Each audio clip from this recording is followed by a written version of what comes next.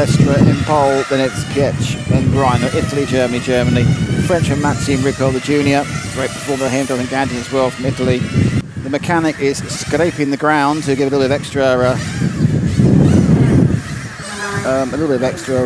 grip as Balestra will come off that short shoot into the first hairpin. There we go. Final about to go, and they're off. And it's a good start from, looks like everywhere. Go 1, 2, 3. Oh, Greiner's made a mistake and got out in the rough stuff, and he's dropped back to about 7th. So bad start for Greiner. Everyone else got away in the numbers, and everyone gets around the first 2 corners. So it's a lead early on for Balestra. He leads. Pietsch is second, and then we go Maxime Rippel, Jonathan Gandy, Silver Hackler, and Greiner, as I said, dropped down to 7th. He's got back to 6th already. He's gone past the 6th car of Hackler. So Greiner going back through the field almost as quickly as he fell down in the first place. But as they settle in, it's the big battle we kind of expected initially. It's Balestra and Pietsch. The battle of tyres, perhaps third. Rippel not being left behind. Up to the first corner. And the whole field streaks through. Look at that. Bang, bang, bang, bang, bang. What's happened there? And Balestra's made a mistake. So Balestra had a problem, and he's dropped down to 4th. I say mistake, just didn't see it because they were shooting through. And there's more shouting as cars get pushed and moved, and there's a very, very lively crowd here, but it's the Mugen of Pietsch who leads. And if we get into the second minute, Maxime Rippel, the young Frenchman, is second. Balestra's back up to 3rd again. He's just lost a bit going wide at that loop prior to the start-finish. And there he is in 3rd, and there's our leader. Right, so Rio needs to start settling down. It looks like Pietsch has got a chance, but he's not losing Rippel. Rippel 6/10 time. They're on 18s at the moment, so they're easing in. We haven't seen anyone touch a 17, so perhaps the track needs to get back up again. It's got cooler, of course. And Pietsch is not breaking Rippel at all. So the young Frenchman with the X-ray being chased down now by, he's being led by and chased by 2 of the biggest names in European IC track racing. He's trying to catch up to Pietsch, and he's being tailed by Dario Balestra. And then you've got Jonathan Gandy's made a good start as well. Hackler in 5th, Fernandez, it's Kirchberg actually going nowhere at the moment, which is a surprise. And Greiner's down in last. So Greiner's had a terrible first 2 or 3 minutes, but don't count him out. He's got some ground speed. Like another problem for Greiner. Greiner's having an absolute mare in the first few minutes. Not so much for these 2 green machines, the lighter green of Pietsch and the slightly darker green of Maxime Rippel. I'm giving Carmine about 8 places. So the Rippel car, as you can see in the background, gap is 0.6. Balestra's not gaining on these 2. And in fairness, the 5 car, Jonathan Gandy, is kind of keeping distance. I think the cars are easing in. We're just kind of getting to 17-second lap now. They're kind of easing into the event, easing into the race. A little bit of a stretch on the lead there by Pietsch. He's out to 9/10 now from Rippel. It's not really doing much. Basic pace currently is not really there for Balestra to catch up. And certainly it's the experienced hand of Pietsch from Germany, 40 in 3 weeks' time, who is leading them away. He's not breaking away, just leading them away. He's getting a couple of tenths here, a couple of tenths there. Okay, so we're getting into the meet now. We're just about 2.5 minutes in. So 3.5 minutes in, so soon they'll be thinking about making their first stop. So it's that quick. You just get going and you've got to stop again.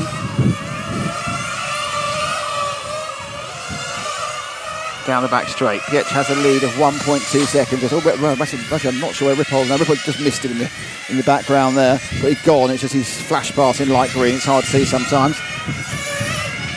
No one going for fuel. Balestra's gone for fuel early, so Balestra's taking fuel early. Now he's going to put him out of traffic as far as I know. He's already been released and out.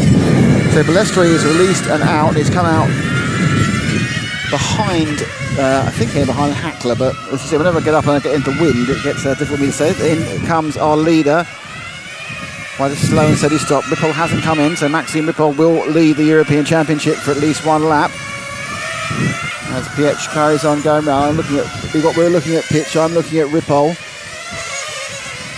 He comes over the line and Rippel does make a stop. So Balestre ran 2 laps less than Ripoll and 1 lap less than Pietsch. It's not necessarily indicative of a fueling issue. No one's gone to 5 minutes, which is the key point. But they've gone a little bit further, and Balestre may just got into the pits because he wasn't happy about things. So Pietsch comes round. He's going to be, I think, in the lead. He is. So what is the gap after the first set of stops? It's 2 seconds. And then Balestre is 1.7 behind that. Jonathan Gandin in 4th. So we Hackler in 5th. Kurzberg up to 6th. Grimer's still literally stuck in last. And very nearly a lap off the lead already. It's just not worked for Dom at the moment. Don't forget he dominated the semi-final, so the pace is there. But there's many a slip between what's happening there. So drop back 1 to Maxime in the other green car.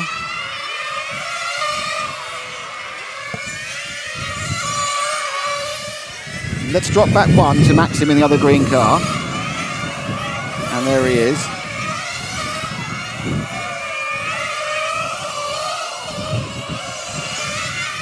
As they sprint down the straight, he's got Balestre trying to close down the gap. It was 1.3 last time, the gap to 2nd and 3rd. Gap now 0.8, so Dario had a much better lap than the young Frenchman. That sort of light grey, very light grey machine, the Infinity, chasing down the X-Ray. Actually not bowed by them. He's come, he had a relatively average sort of qualifying. He did well, got in the quarters. He's come alive today. Bumped up through the quarters. Actually almost won the quarter, but lost it at the last corner, believe it or not. And then won the semi. Balestre now putting a little bit of pressure on. Needs to find that extra half or so, 2 or 3 tenths. Looks a bit closer again. Yep, take it. Oh! What happened there? Balestre, I think, had a little bit of a scuffle around. He's lost some, yeah. He had a tiny bit of a... Hard to explain, but like because his car just didn't quite point the right direction. I think he got a little bit oversteer moment. Maybe been picked up by the wind, to be honest, and that's going to cost him most of the work he's been doing over the last couple of laps. And yeah, he lost half a second with it. So it's difficult. He needs to practice and get his head down again. Let's go back to the 1 car, and we'll pick up Balestre. So back 1 car.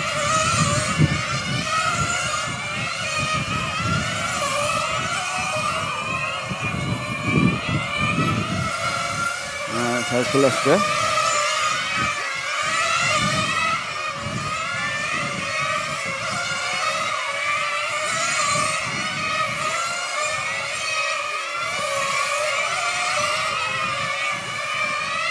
Just watching them go around. There's a kind of a mesmeric quality to these cars. They're keeping the same lines.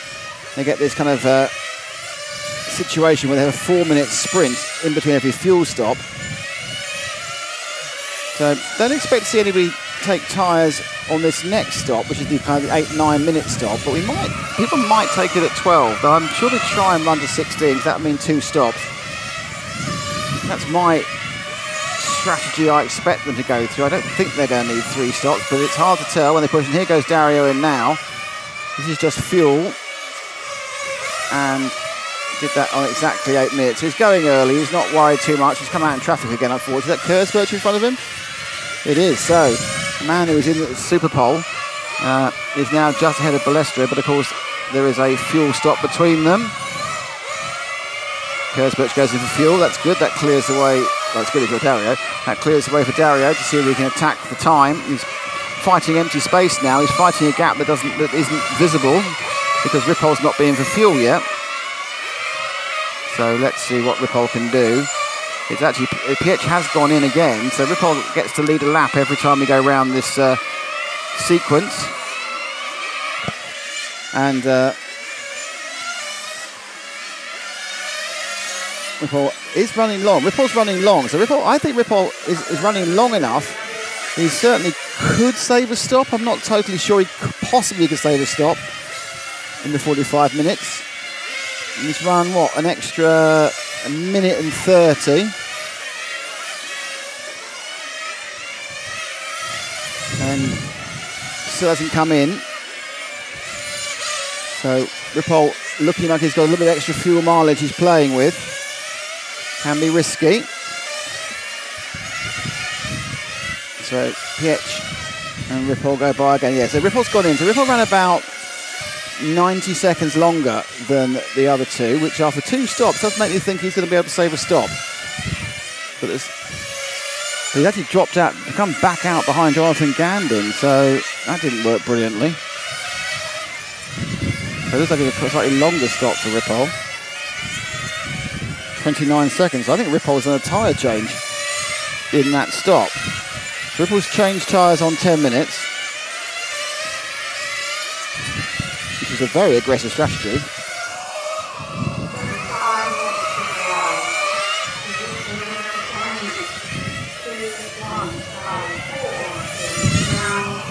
So Ripoll temporarily will be out of this, but what we've got now is the first two nailed together.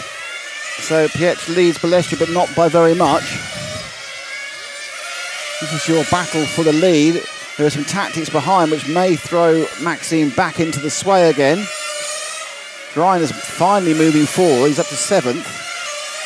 But a long way off these two. Oh, Balestra now getting very, very close to Pietsch. He's going to have to try and overtake him cleanly, going through the hairpin. Up and around the inner loop. And now onto the main straight. Balestra works his way into this event, and he's as close as he could be around top of that sweeper then. The yellow car for a Peach in Germany with the Mugen, and it's the Infinity of Max Power. The Infinity of Max Power. Hey, Max Power. For Balestra behind him in the kind of the grey. I'm sure it meant it was silver. I'm just again, keeping surprised by the colour, but obviously they can see it really well, so it's fine. Wind dropping a little bit, as you can tell, because you can hear me, which might be a negative, to be honest. So Robert a little bit wide, much closer this lap, as you can see. We have talked about, Balestra talked about in qualifying how hard it is sometimes to follow drivers. There is actually an aero wash effect from the body shells. They are stealing air, they're stealing air as they would in a full-size model. They're just stealing a scale size of air, and it's still disturbing them. They run together. 12 minutes down, and Balestra looks to get the lead back. He lost on lap 2. He's looking very fighty now. A feisty Dario up against a reserved or a more measured at the moment. Well, but it is easy. It's an old adage, but it's true. It is always easier to follow than to lead. Not necessarily easy to overtake, but you can. Oh, and they're both in now. In they come. And let me see. I'm just looking here. Out they go together. A couple of drops of rain I actually felt then. There's a few drops of rain coming. Not sure how that's going to affect anything. So let's find our leaders again.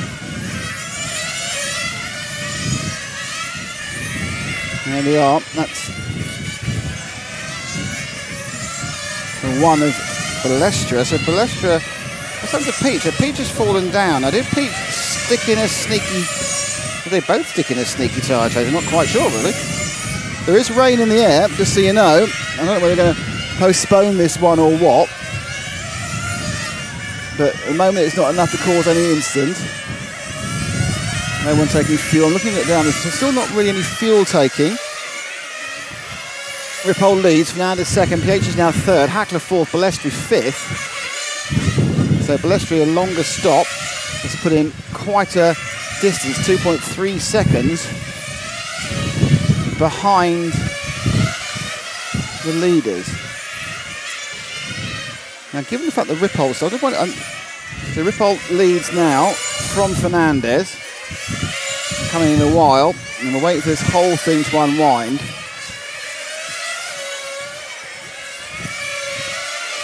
Oh, a bit of a catch there on the curbing, and occasionally this big globlet of water is blowing towards us on this wind. It's not raining anyway like it was earlier, but as we are in the middle of this thing, Balestra currently in fourth.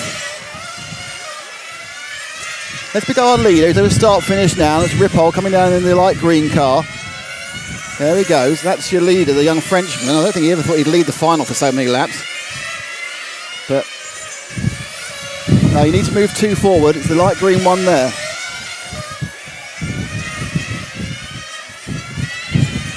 So Ripoll, a bit of a tail situation.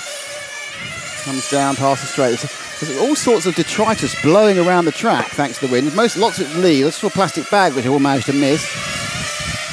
they don't suffer from full-size cars getting gunk in radiators. There are no radiators here, but you certainly wouldn't want. I think it's Enrique rescuing that plastic bag. Actually, I think they're just trying to. Yeah, it's the wind. You don't want to get a leaf in the car. Just it can get in the way of some of the steering mechanisms. But these are pretty heavily sealed shells. They're low to the ground for the aero effect. So Ripoll continues to lead. He's 2 seconds ahead of Pietsch.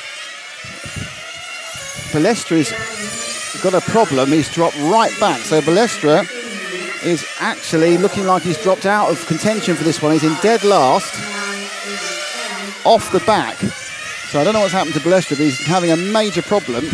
So he looks like that incident when he came into the pits, and it's kind of died off, and he's just dropping back. So he's absolutely last, Balestra. He's running at the right speed now, so I think he's had to make an extra pit stop. He's sort of there or thereabouts, a little bit slow that last time around, but we're looking at Ripoll, who's leading. Pietsch is catching him up. So it's Maxime, with 15 minutes gone, your French junior, who's taken this so far. Kersberch isn't doing anything, Kalari isn't doing anything, Balestra isn't anything, Greiner's not doing much. All the seniors, with the exception of Robert Pietsch, are having a bit of a nightmare.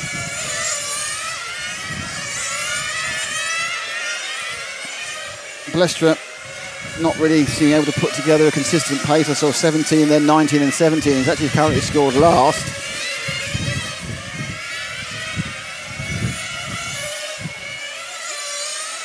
Kersberch drops down to 9th. Greiner still in 7th. And all the time, your leader is Maxime Ripoll. Now behind him, it's Robert Pietsch who's catching up. I think Pietsch has to fuel soon. He did fuel last time. So Pietsch is now fueled. One further forward, there's not the white car of Fernandez, I believe. Let's have a look as he comes round. This might be the second place car, not sure. They're a little bit mixed up at the moment as they run through their various strategies.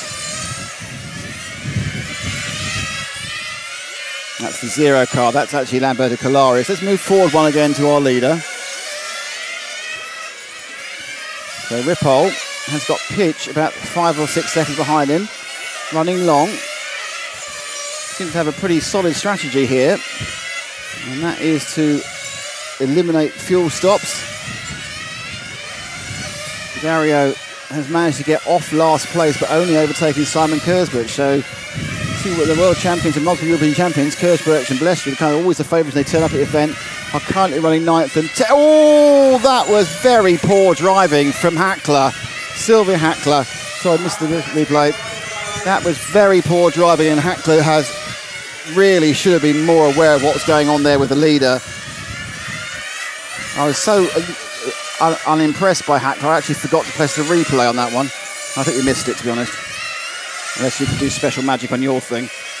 But yeah, it wasn't very good. It was just silly. And that cost him quite a bit of time. It cost him 2 seconds, which he can't afford to lose. You're coming for fuel, right? Let's take Maxime through. It's fuel. It's tyres as well. So more tyres for Maxime. Now, this is the thing. Is it 2? Can't quite see. Is it? No, it's just rears or front. No, it's all 4 tyres. So 19 minutes in, and it's a complete set of tyres, which is good. Ripoll down a bit. Now Greiner, who I've been a little bit critical of, is now up to 3rd, so I really need to keep my powder dry. He's probably got it up to 2nd, actually. So he's obviously got a strategy that's playing out over the long run. Probably needs to make a stop. Jonathan Gandin now is in 3rd. Carmine Raiola is in 4th. And after that tyre stop, Maxime Ripoll dropped back quite a bit. Balestra back into last place behind Kersberch. Okay, so where is our leader?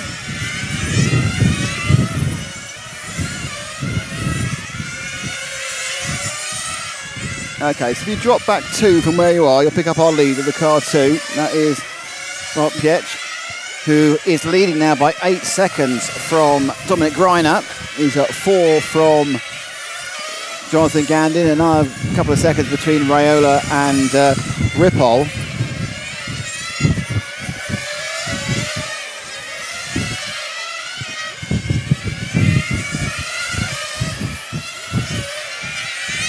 Right, let's pick up that Gandin battle. Just going onto the straight now, the white car and the grey car. That's your battle for third and fourth with Maxime Ripoll behind them. So actually it's Carmen Raiola, Jonathan Gandin there leading in the white, and the grey is Carmen Raiola, and then behind them is the man who has led quite a long way but isn't leading at the moment, Maxime Ripoll. So this is your third place, your bottom step of the podium. And they aren't quite yet in halfway. Big news, both Balestra and Kersberg are, let's take these two through. So they're both going to fall behind Ripoll, just fuel there for the 9, but it's obviously tyres as well for Gandin. I think Gandin must have taken tyres as well because he's in there for a very long time. So Gandin takes tyres at this point, dropping him down significantly. And there he goes now, having taken those tyres and into the pits again. It's the 6 car, isn't it? That's the 9 car, so a second stop. So basically what happened there is that the 9 car of Carmen Raiola came in, got fuel, he's coming again. I think he got a body tuck, so he's now made 2 stops. So both of them are going to push themselves really quite heftily out of contention. Just a little bit surprised that Maxime Ripoll's not got past more people. Gandin was in for a long time then, and Ripoll hasn't passed him, so not sure about this. Interesting. Often is tactics, they're oblique tactics without like kind of a laser focus on all 10 cars and their pit stop strategies. But Peach leaves, but what is happening is Dom Greiner, who had the world's worst start, is absolutely catching up quicker and quicker and quicker. Oh, wheels come off on the cars, the wheels come off the Shepherd of Kersberg. That's gone. So that's Kersberg, he's lost the wheel, they get put back on again, but they don't want mechanic actually on the surface. There's another problem there, there's a yellow car with an issue, was there, just one of the cars had a problem just rolling up on the side there, so there's another car with an issue. Raiola's had an issue, he's dropped back. So it's all going on here. So Balestra now up to 8th. No one's truly out of this, because we're only halfway through. I mean, Robert Pietri has got a 5-second lead over Greiner. Greiner's in there for the 9 of Maxime Ripoll, who's just ahead of Jonathan Gandin now. As they power through, Carmen Raiola's had a problem. Sylvia Hackler, that was the person who had the issue again. Hackler's only taken a couple of seconds out of Raiola as well. And they are all moving relatively freely along. Okay, let's move forward 1 car from where you are. And that's our leader again. Dom Greiner is the surprising main challenger after having been absolutely dead last for the first few laps and finding it hard to get through the traffic. But in free air, Greiner's got some pace. So let's see if we can pick up the pink car. Wait about 3 or 4 cars and the pink car will come through. And that's Dominic Greiner, who absolutely flying once he's got going. But don't forget, dead last. So is this going to be a last to first for Greiner? Can Pietsch hold him out, or has Ripoll got some more? Ripoll's challenge is fading a little bit, and I can't tell you why. There doesn't seem to be anything particularly wrong. He's just had another fuel stop. But just wondering whether perhaps he's changing tyres too often. But he had his moment in the sun, his moment in the lead. But Greiner now looking to do it. I'm not sure if anyone's actually ever done the double before, doing the 1/10th IC and the 1/8th IC in the same year.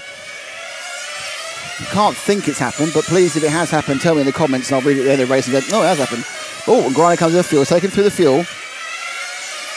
Now, is it going to be fuel? Yep, Philo Topman himself, who came 3rd in the 1/10th event, so he was doing it for fun and ended up with a podium in the 1/10th event in Gubbio.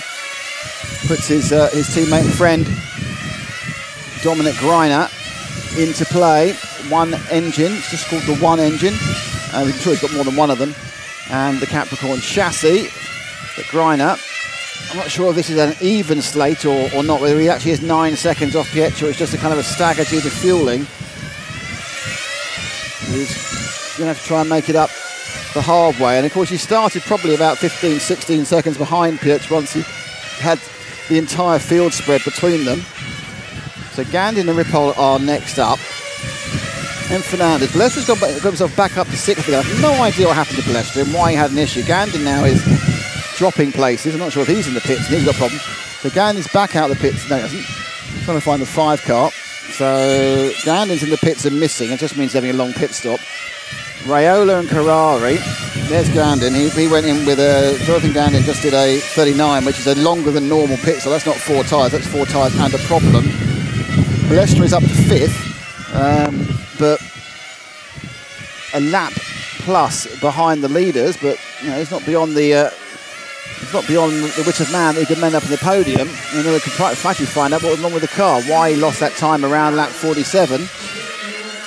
Griner now 2.5 seconds behind Pitch as they run on slightly different fuel strategies. Kurzbusch, everyone's still circulating, but Kurzbusch, Hackler, Raiola have all had problems. I think Gandon had a change tyres and then had a flame because it's just a longer than a 4 tyre stop, but he's up and running again. Kalari, who's taken his turn at last, he's got himself up to 6th, and Balestra in 5th. And it's Fernandez, the Spanish local boy, who we haven't really seen very much, and is effectively running around with very little problem whatsoever. Ripoll. So Griner now is a 2.5 behind Pietsch. Now he's definitely in this fuel, in this tank of fuel, he's gained on Pietsch. He's never within 1.5.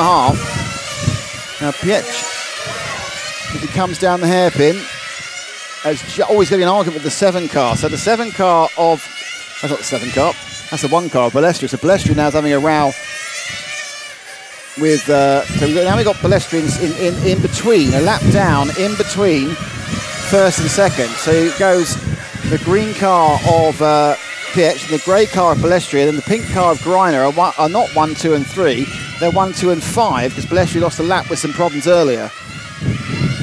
Now, theoretically, he has to let them through. I say theoretically because he's done it the easy way by going for fuel. Right, so now, Griner, 7/10 behind Pietsch. They go for the lead, 18 minutes. Now, what's going to happen is that Dom is going to stop for fuel quite a bit earlier than I think we will see Pietsch does. So Pietsch, but Griner has certainly ground out some gaps, and there's so much traffic ahead of them now. It's kind of almost like the M25 on a Monday morning there, as they look to get through, and all very similarly coloured. So they come through here. The cars ahead of them are the 9 and the 6. So Comarola's one of them. I think Gandon's the other. Yeah, Gandon and Ariola are fighting their own battle, which is a problem. And as you can see, Griner now is pretty damn close, but and he's got, Griner's going for fuel. That's probably quite wise. I mean, he may just have needed the fuel, but either way, now it's tyres for Griner. So, 17 to go. This is probably, I'm sure he's doing 2 stops. He's not going to stop again. So he's hoping he can make 17 minutes on a set of tyres. It's brave. But Griner now throwing the dice. That was a 4 tyre stop. So let's see what a 4 tyre stop without a problem is as a lap time. Griner comes over the line now, and it's a 30.5. So there's 41s and 42s we've seen have been cars that have flamed or had a problem in the pit stop. Now, interesting, Griner retained 2nd place despite the 4 tyre stop. He's got, I think that's Kurzbusch behind him causing trouble, even though Kurzbusch is 7 laps down. Not 7 laps, it's several laps down, so it's 7 and 2.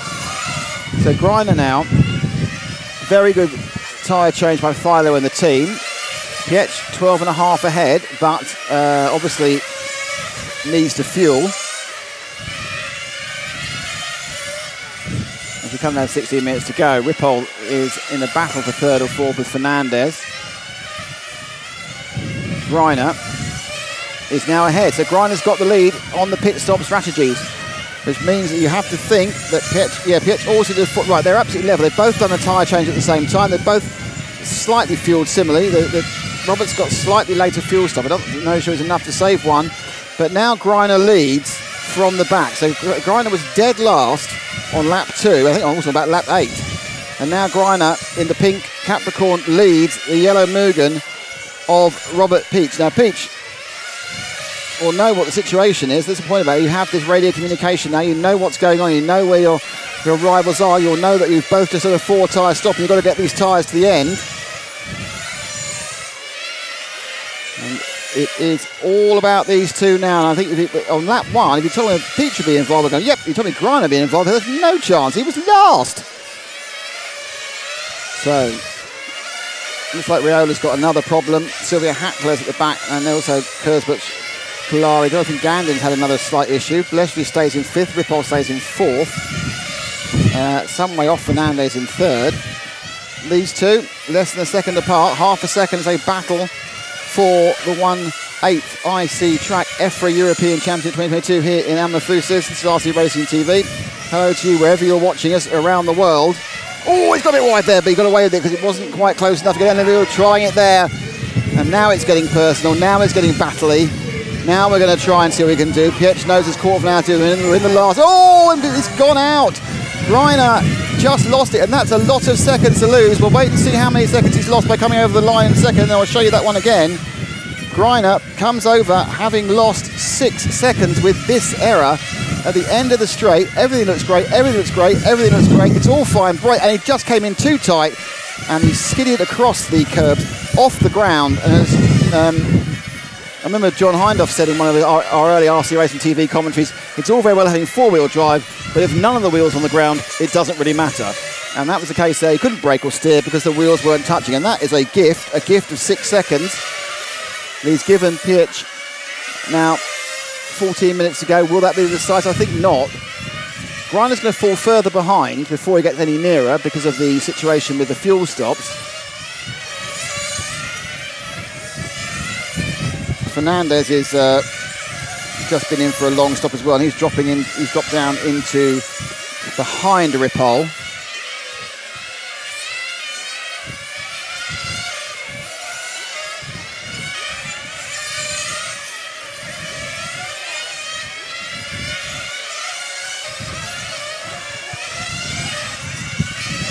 I think actually that might be Fernandez in front of. Yeah, that is it? Yeah, that's Fernandez. That's your 4th place man, actually, right in front of. And let's him through. Stay with the orange card, Ju, because we haven't really seen much of Fernandez, the local Alvaro Fernandez Spaniard. He's oscillating around 3rd and 4th with Ripoll at the moment, which is obviously a pretty impressive performance. He's the Serpent driver and the lazy tuned engine, so one of the few Serpents, in fact, one of 2 Serpents with Jonathan Gandin in the main final. And into the pits there, I think, am I right? I think, yeah, into the pits went Pietsch. So he's now on a equal fuel strategy with Greiner. Ripoll has made the stop and is now 2 seconds back. So this is now your 3rd place man, your final step on the podium for Fernandez. So in a second, the fuel stop for Pietsch will wear out, and the gap is 5.3 seconds, and that is that error we saw from Greiner. He's now got to grind it. Greiner's got to grind it back, and 5.3 seconds in 12 minutes. So Fernandez, Ripoll actually catching him up at the moment. He's also got that pesky little Shepherd with the recovering Kurzbuch in 8th. Balestri stays in 5th. It's not out of the question that Balestri could get himself in 3rd. It'd be quite an impressive performance given he lost a lap for some reason, a technical issue early on. Well, midway on in fairness. Here they all go.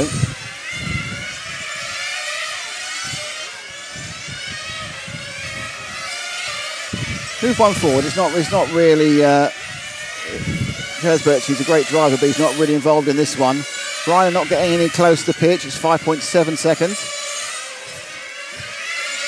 So perhaps the question now is, can Maxime Ripoll pick up 3rd place? He led the race for a fair chunk of time there. He dropped back to the green, and that is Ripoll now. He's got Kurzbuch in the middle, and he's got the leader just behind there. So that's the leader. So the second of those the first green cars, and then right behind them is the leader. So Ripoll about to go a lap down, but he's got his own battle moving forward. Greiner 5.5 behind, so he's gained 4/10, but he hasn't gained an awful lot realistically since the last pit stop, and realistically Kurzbuch needs to get out of the way, and he did. Good driving by the Swiss. Oh, Pietsch has lost 1.5 seconds in that one, so Pietsch had a bit of a minor problem himself, and it's down to 3.4. Pietsch goes across the line that time, back on pace again, 17.5, so picked up 2:10, so just a little wobble. And this is the battle on the screen for 3rd place between Alvaro Fernandez in the orange, and Maxime Ripoll, who had a bit of a thing. He's got the outside and he's got the switchback. It's a very one-line circuit. You have to look for an error. You come round the inner loop, and he's going to power it now down the main straight. We've seen, I think, one really good overtake round this top sweeper, and he's had a little bit of a go, but it didn't quite work. And the problem that now is going to approach them is they have the leader right on their tail. Oh, that's taken half the problem away because Fernandez has gone for fuel. So Ripoll now needs to make hay while the sun shines, because Fernandez will come out with his full tank and Ripoll will need to come out with a full tank. 9.5 minutes in. Oh!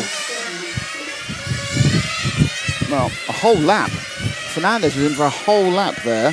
So Fernandez must have done a tyre change, because he's going to have a 33 or 34 second lap this time round. It's down officially as missing to 36. Yeah, very long stop for Fernandez. And that puts Balestre, believe it or not, into 4th. So I wrote off all the old pros about, 14, 15 minutes in, and they're all coming back to haunt me now, aren't they? We've got Pietsch from Greiner and Balestre looking to get to 4th. Ripoll holding up the end for the young guns. They got green car you see in the background. That is the leader. So in open traffic, and without whatever the tactics have done and some bits we've not seen, he's no slower than Pietsch. So Pietsch is behind him. So it's green of Ripoll from light, and they're both coming in. So let's see what's happening. It looks like it's fuel for both of them. No, it's tyres. Let's go with the car that's left. So it's tyres as well for Ripoll. So that's Pietsch, and then behind him you'll see Greiner is a pink flash, and he is one error. That one error we had on camera is why he's behind, because he's going to come across at 2.7 seconds with 8 minutes. So we're down to the last 8 minutes. There's one more fuel stop, I would think, for both of them. Greiner might be a little bit on the edge of one fuel stop, to be honest. So it could be. This isn't quite as close as it looks. It really depends. But there they go. Right, Pietsch. I can't remember the last time he won a European Championship. It was a while ago.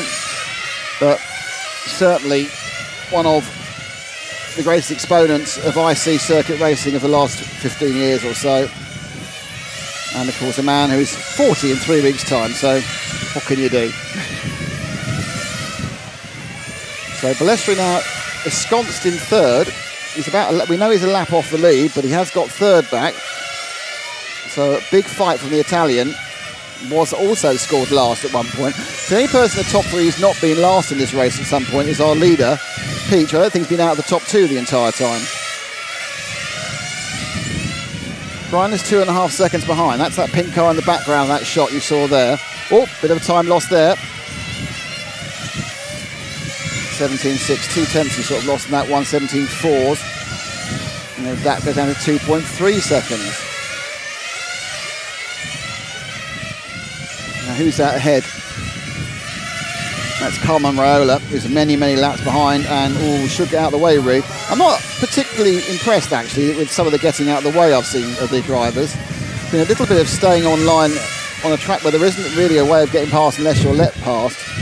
And not wishing to single out Carmine, but sometimes you just got to, Raiola's not going to get anything out of this, and it looks like Kersberg just stopped, and his day is done. Just the Shepherd not working for him this time, former world champion. So there's Pietsch coming up to put another lap on Fernandez in 5th. The gap's down to 2.1 with Greiner. That's that pink flash behind him. Oh, now he's got... I don't know what we're going to blame Fernandez there, but that would certainly have caused a check-up for Pietsch, who went past the traffic, and the lap lead comes down to 1.9 seconds. Now, the really key point is when they make their next stops. Do they need to splash and dash? Can they get to the end? That is the question. Greiner now 1.8 seconds behind. Drop back one to Greiner, because he will be stopping first, and I want to know what time he goes into the pits. I think he's going to have to stop twice. I think that might stymie his entire move forward. 5:59 to go. 1.67 seconds behind.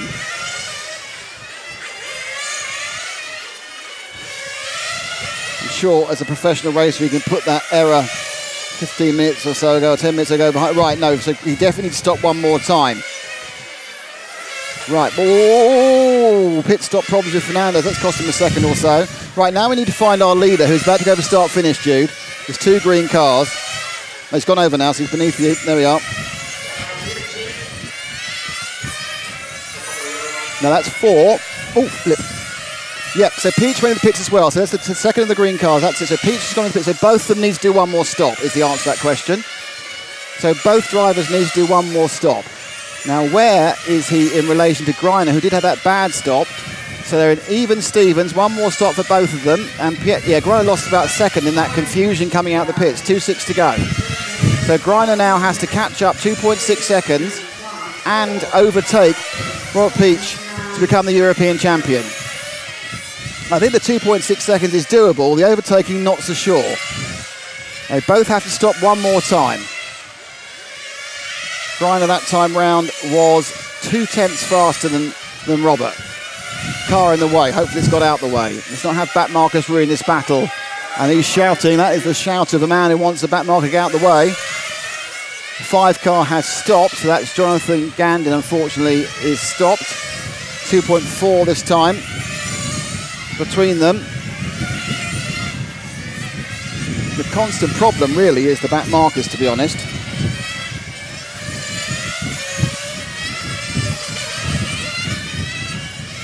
That marker being Ripoll, who's down for 4th. Balestri very much claimed 3rd and Ripoll back into 4th. Still 2.4. And a car. That's quite important, the car part of it. It looks like it might have gone a bit longer, actually. No, 2.1. No, visually I'm wrong. Drop back to the pink car, because it's about him pushing forward. So Greiner is on the cusp, but nowhere near at the same time of doing the double. 10th IC and 8th IC. In between is the 4th place man. And did I just see an early stop? I did. So what's happened now is Greiner leads because Peach has made an early stop to get himself back out. So now Peach is chasing, but he's made that final stop. Interesting tactics. Not when to go with the 2 minutes to go, not when to get involved in splash and dashes, just when to get it out and run to the end. Greiner leads now with 3 minutes, but he will have to stop again. So, but he needs to do lap times. He needs to find in the free air, and he's got Ripoll. It's not slow, 17.4 that time round for Greiner. First running lap, 17.6, 2/10. He's shouting to get Ripoll out of the way, and Ripoll's moved out of the way. So, plenty of energy in Greiner's language. Not bad language, just shouting. Plenty of energy in the car, plenty of energy in Greiner. Gained another 4/10 that time round. It's a weird battle because Greiner is 3 ahead, but he's still got to go in the pits. And it's 2.5 minutes to go. Kind of think, really, you want to go in quite soon. He's obviously the other thing he has to weigh in. He's got clear track ahead of him. As long as he's got clear track ahead of him, you may as well stay out. Gained half a second that time. This is going to be incredibly close when he comes out, provided obviously he gets a reasonable pit stop.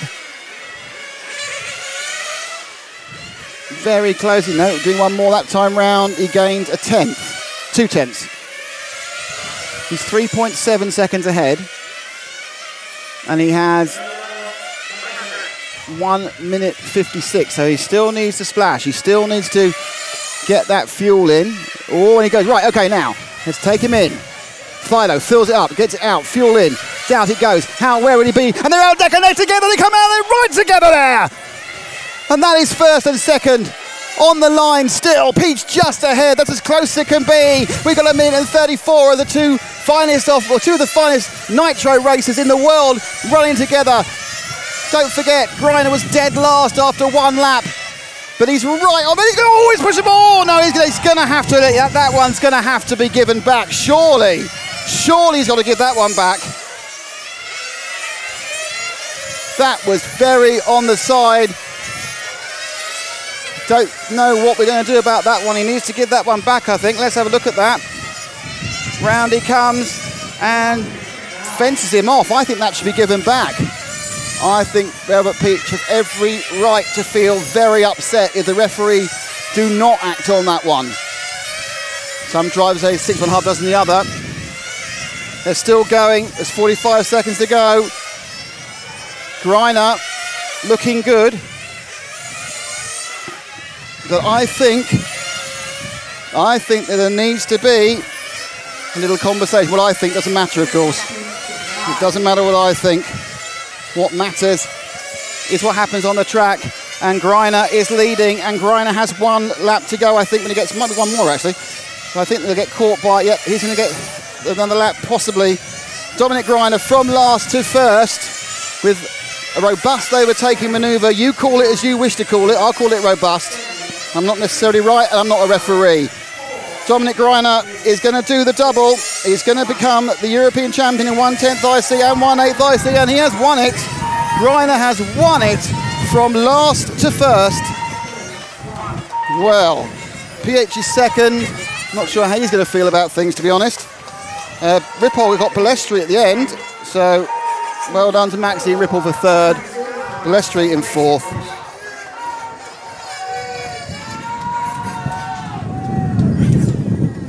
He's a very happy man. Gets the congratulations of Dario. He's very happy.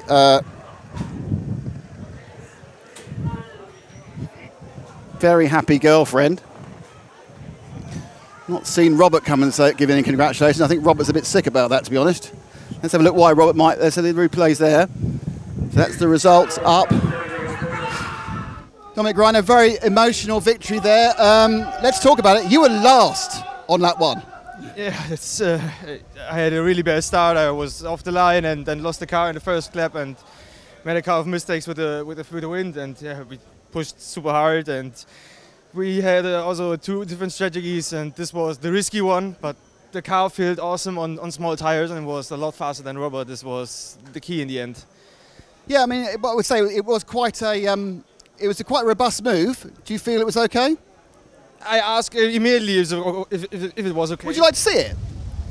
Come on, come and have a look. Why don't you come and have a look at the? Let's have a look at the move, which. I was in the inside. Here we go. So that's you coming round. See, I just think that's a little bit checky. I mean, it's hard at 60. It's easy for me on slow motion, like football. Yeah. Hard at 40 miles an hour, but. Yeah, I was in the inside, but yeah, but Robert. I thought Robert was okay, so it's racing. Yeah. I think that's not. We are lucky to be able to do that. You're seeing it at full speed. They're seeing it at full speed. But you know, it's of course the thing. It doesn't matter now because you've won. But more importantly, you've done the double. I don't think anyone's done the double before, have they? Has anyone ever done the double before? No, I think no one. I think that's the first time. That's really awesome. That's the first season with Capricorn, with the full season after Corona, and now we, won both our European championships. It's unbelievable. Yeah. I recovered 1 lap and it was awesome. I did everything. Dominic, fantastic. Congratulations. Well done. Double European champion this year. Brilliant stuff. Thank you. Thank you.